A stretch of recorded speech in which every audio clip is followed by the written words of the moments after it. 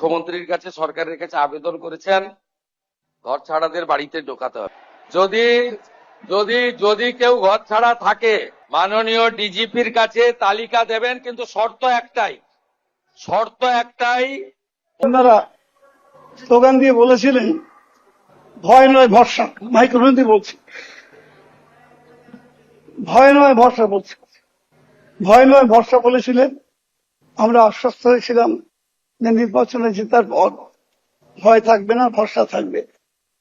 কিন্তু আপনাদের দলের নেতা যিনি সভাপতি তিনি কি বলেছেন? তিনি বলেছেন রাস্তায় নামছেন না কেন আপনারা? উনি আমাকে উপদেশ দিয়ে বলছেন রাস্তায় নামো, তাহলে আপনাদের ভয় কেটে যাবে। অথচ আজকে আমাদের অসংখ্য মানুষের বাড়ি ছাড়া, হাজার হাজার মানুষ আজকে বাড়ি ছাড়া হয়ে গেছে, অসংখ্য মানুষের বাড়ি ভেঙে পড়েছে। মুখ্যমন্ত্রীর কাছে সরকারের কাছে আবেদন করেছেন ঘর ছাড়াদের বাড়িতে ঢোকাতে হবে। আমার তো ঘর ছাড়া কেউ আছে বলে জানা নেই। যদি যদি যদি যদি যদি কেউ ঘর ছাড়া থাকে, আপনি আপনি মাননীয় ডিজিপির কাছে তালিকা দেবেন, কিন্তু শর্ত একটাই ওই ব্যক্তির বিরুদ্ধে 2021 সালে নির্বাচন পরবর্তী সন্ত্রাসের যে 12,500 এফআইআর হয়েছিল তার কোনো অভিযোগ নেই। একদম পরিষ্কার শর্ত, যার জন্য জাস্টিস মঞ্জুরা চেল্লুর নেতৃত্বে কলকাতা হাইকোর্ট যে কমিটি করে দিয়েছিল, সিট তৈরি হয়েছিল, ভবানী ভবনে টেম্পোরারি অফিস হয়েছিল। আপনি তালিকা দেবেন, তার মধ্যে যদি সম্মানীয় রাজনৈতিক ব্যক্তিত্ব থাকে যাদের বিরুদ্ধে 2021-এর পোস্টপোল ভায়োলেন্সের অভিযোগ নেই, তাকে সসম্মানে এলাকার বিজেপির বিধায়ক এবং এসপি গিয়ে বাড়িতে ঢুকিয়ে দিয়ে আসবে।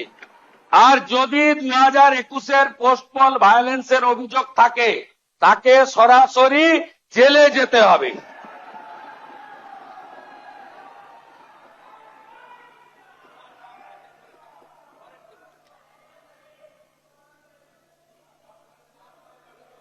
সরকারি দলের ভূমিকা আমি পরিষ্কার করতে চাই। সংখ্যায় আপনারা অনেক কম হলেও আমরা 50-50 যে ভাগ আছে সেটা থেকে সরে যাব না।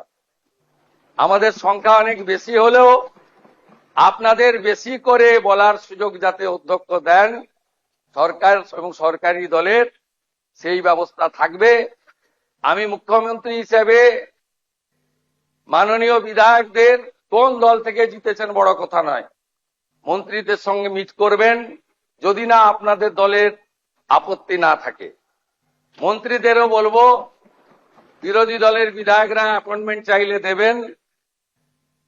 এলাকায় মন্ত্রীরা গেলে যে দলেরই বিধায়ক হন তাকে খবর দেবেন। এবং মাননীয় বিধায়ক, আমরা আগে চিঠি দিলে উত্তর দিতেন না অনেক মন্ত্রী, মুখ্যমন্ত্রীর তো প্রশ্নই ছিল না। আপনারা আমাকে চিঠি দেবেন, প্রাপ্তি স্বীকারও পাবেন এবং কিছুটা ইতিবাচক ফলাফলও পাবেন।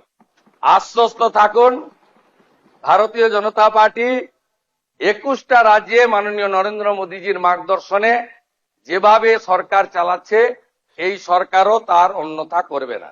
সবাই খুব ভালো থাকবেন। ভারত মাতা কি বন্দে।